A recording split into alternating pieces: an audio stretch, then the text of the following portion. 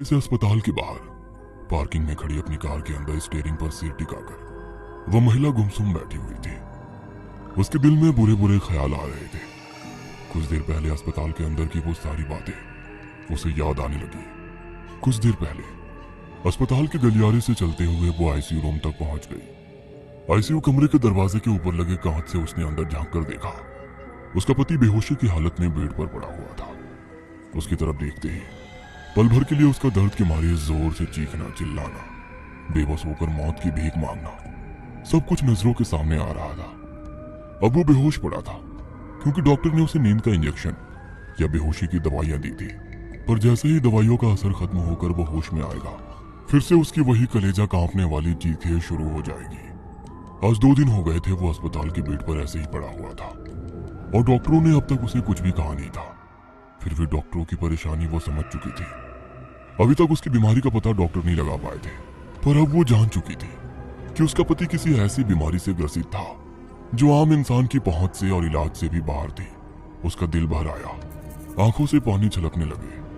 अपने पल्लू से आंखें पोंछकर वो डॉक्टर साहब की केबिन के अंदर गए। देखिए, अपने आप को संभालिए, हम अपनी तरफ से पूरी कोशिश कर रहे हैं, वैसे जल्दी ही रिपोर्ट आ जाएगी। अपने एसी रूम में बैठे वो बुजुर्ग डॉक्टर अपने सामने कुर्सी पर बैठी उस बेहद खूबसूरत महिला को समझा रहे थे। डॉक्टर साहब, चाहे कुछ भी कीजिए, चाहे जितना पैसा खर्च हो मैं दे दूंगी, पर मेरे पति को बचा लीजिए, मैं आपके आगे हाथ जोड़ती हूँ। और वो महिला हाथ जोड़कर उनके सामने सिसकियां लेने लगी। देखिए, हम अपनी तरफ से पूरी कोशिश कर रहे हैं, आप भरोसा रखिए। डॉक्टर साहब आगे कुछ बोलते कि तभी उनकी केबिन का दरवाजा खोलकर नर्स अंदर आई। उसने एक बंद लिफाफा डॉक्टर साहब के हाथ में रख दिया। डॉक्टर साहब ने लिफाफा खोलकर अंदर के रिपोर्ट पढ़ने शुरू कर दिए। रिपोर्ट पढ़ते वक्त वो हैरान परेशान नजर आ रहे थे। एक एक रिपोर्ट को 2-3 बार देख चुके थे। वो महिला डॉक्टर साहब के परेशान चेहरे की तरफ देखकर और ज्यादा घबरा गई।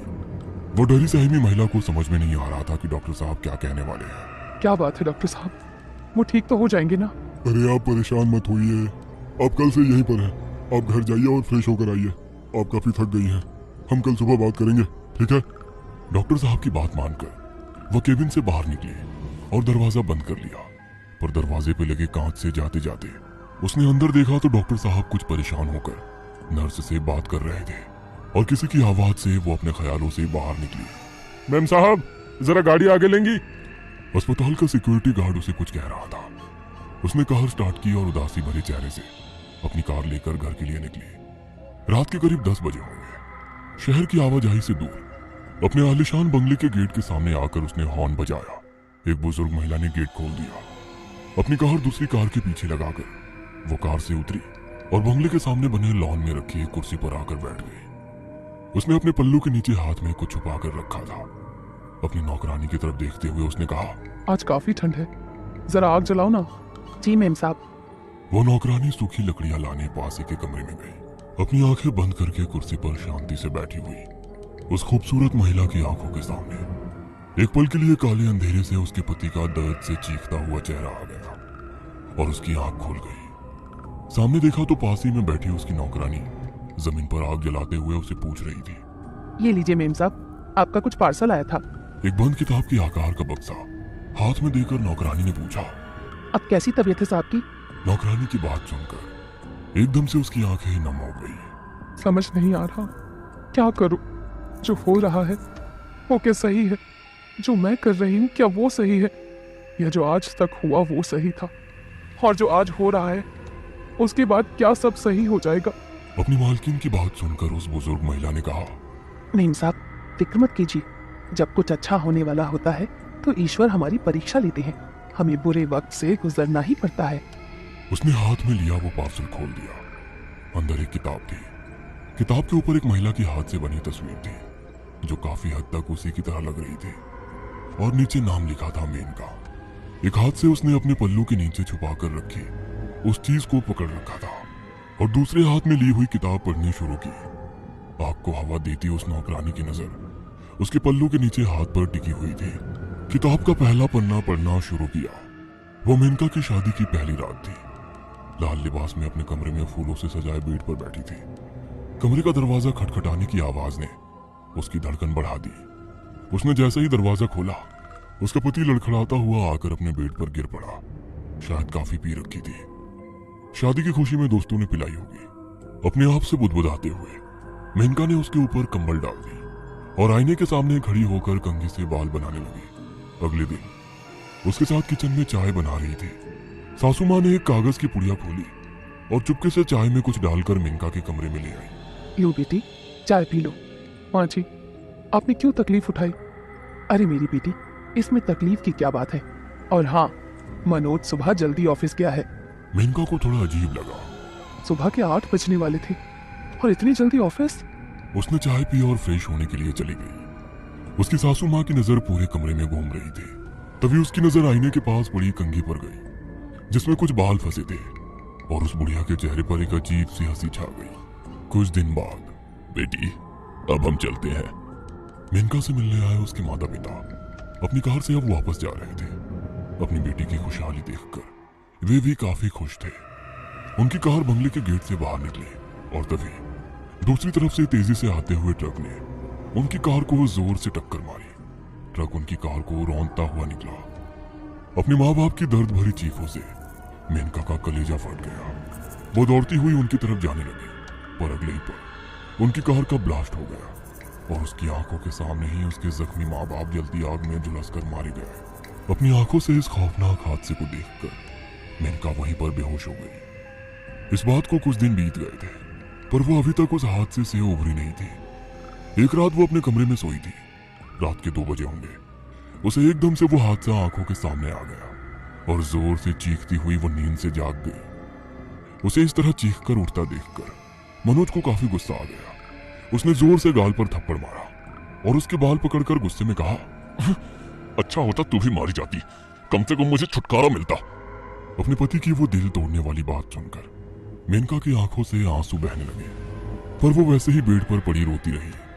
लग रहा था माँ बाप होते तो दिल का दर्द उन्हें बताती, पर भगवान ने उन्हें पहले ही छीन लिया था कि तभी उसे अपनी बेडरूम के दरवाजे के बाहर किसी की हलचल महसूस हुई। आंसू पोंछकर वो बेड से उठी और उसने धीरे से बेडरूम का दरवाजा खोला और बाहर झांक कर देखा तो उसकी सासू माँ घर से निकलकर पीछे वाले गोदाम की तरफ जा रही थी, पर उसने ज्यादा ध्यान नहीं दिया। वो दरवाजा बंद कर दोबारा अपने बेड पर लेट गई। कुछ दिन बाद शादी की पहली सालगिरह थी। उसने लाल साड़ी पहनी थी। बालों में सजाए रजनीगंधा के गजरे की धीमी खुशबू हवा में फैली हुई थी। मनोज की पसंद का खाना उसने बनाया था, पर रात के 10 बजने के बाद भी मनोज घर नहीं आया। इंतजार करती रही। ना जाने कब डाइनिंग टेबल पर ही उसकी आंख लग गई। गाड़ी की आवाज सुनकर उसकी नींद खुल गई। खिड़की से झांक कर देखा तो मनोज आया था। करीब रात के 12:30 बज गए थे। उसने जल्दी जल्दी खाना गर्म किया। तब तक मनोज कुर्सी पर आकर बैठ गया। उसने मनोज की प्लेट में खाना परोसा और पानी दे रही थी, पर पानी का ग्लास से थोड़ा पानी मनोज की शर्ट पर गिरा। गुस्साए मनोज ने चमड़े की बेल्ट से उसे बुरी तरह से पीटना शुरू किया।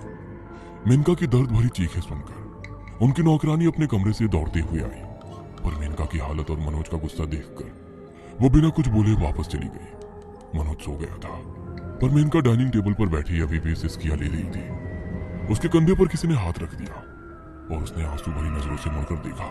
उसकी नौकरानी पीछे खाने की थाली लेकर खड़ी थी। मालकिन, कुछ खा लीजिए। इसके बजाय जहर खिलाएंगी तो आपका एहसान होगा।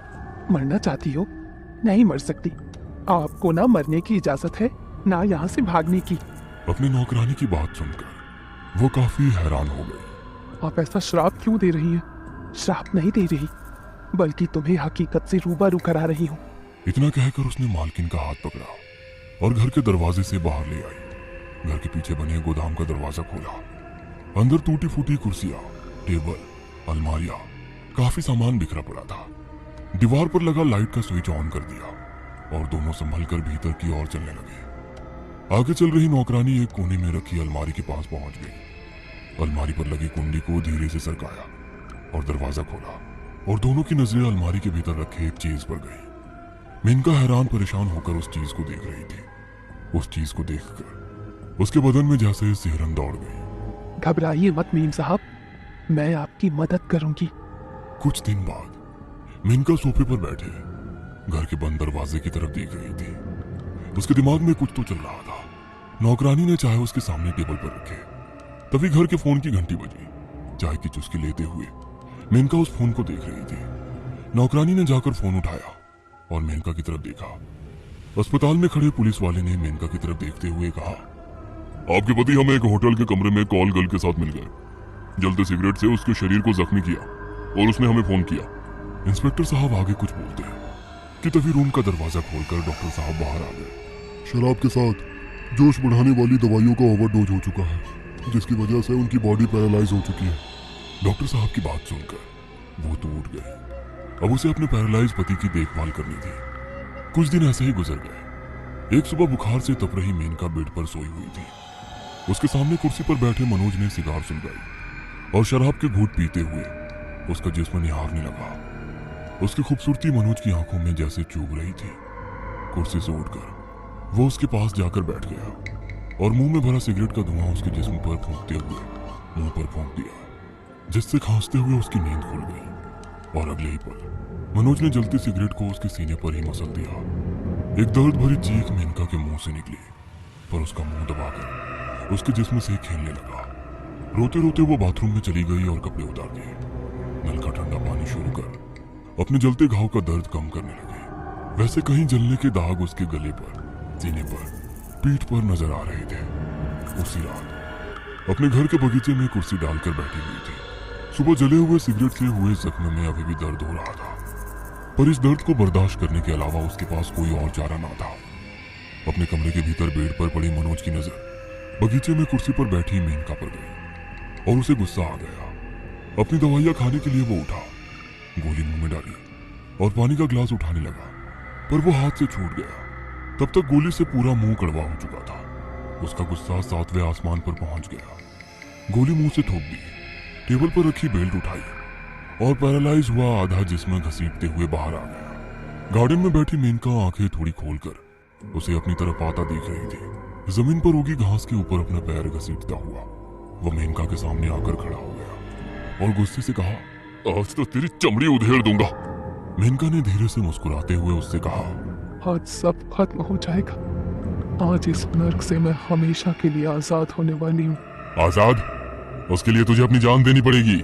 मुझे पता है, इसीलिए तो आज मैंने वो किया है जो तुम सोच भी नहीं सकते थे।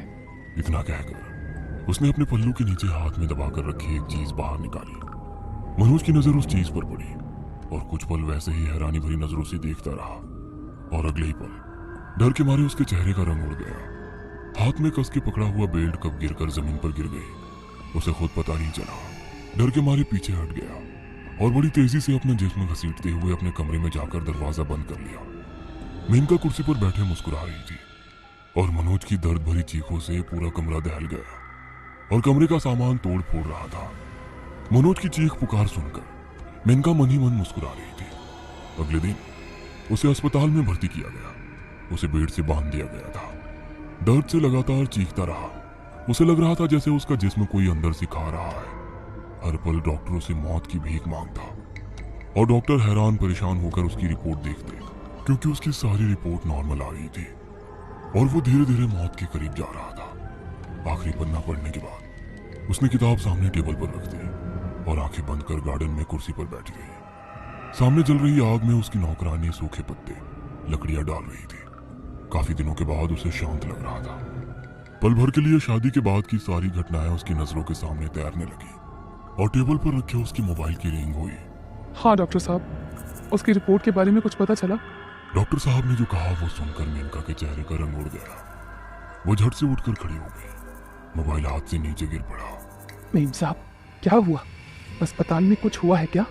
मनोज अस्पताल से भाग गया है। शायद वो अब मुझे जिंदा नहीं छोड़ेगा। मेम साहब, आप कुछ भी मत सोचिए। खत्म कर दीजिए इस खूनी खेल को जिसकी शुरुआत मनोज की मां ने की थी। और मेनका के सामने वो रात का मंजर आ गया जब वो दोनों घर के पीछे बने गोदाम में गई थी। अलमारी में एक गुड़िया थी जो हूबहू मेनका की तरह थी। उसे काले धागे से जकड़ा हुआ था। उसके जिस्म में कई सुइयां चुभोई गई थी। सोचिए मत मेम साहब, आपके सामने पूरी जिंदगी पड़ी है और मनोज जैसे राक्षस को मारना कोई अपराध नहीं है। मेनका ने अपने पल्लू के नीचे दबाकर रखी उस चीज को बाहर निकाला। वो एक गुड़िया थी जो हूबहू मनोज की तरह दिख रही थी। उसके जिस्म के आधे हिस्से में कई सारी सुइयां घुस आई थी जैसे ही मेनका ने उस गुड़िया की गर्दन मरोड़ी, रात के अंधेरे में एक पुरुष की दर्द भरी चीख गूंज उठी। वह सुनकर मेनका का दिल दहल गया। वो गुड़िया को जितना मरोड़ती उतनी ही ज्यादा चीखें चारों ओर सुनाई देती।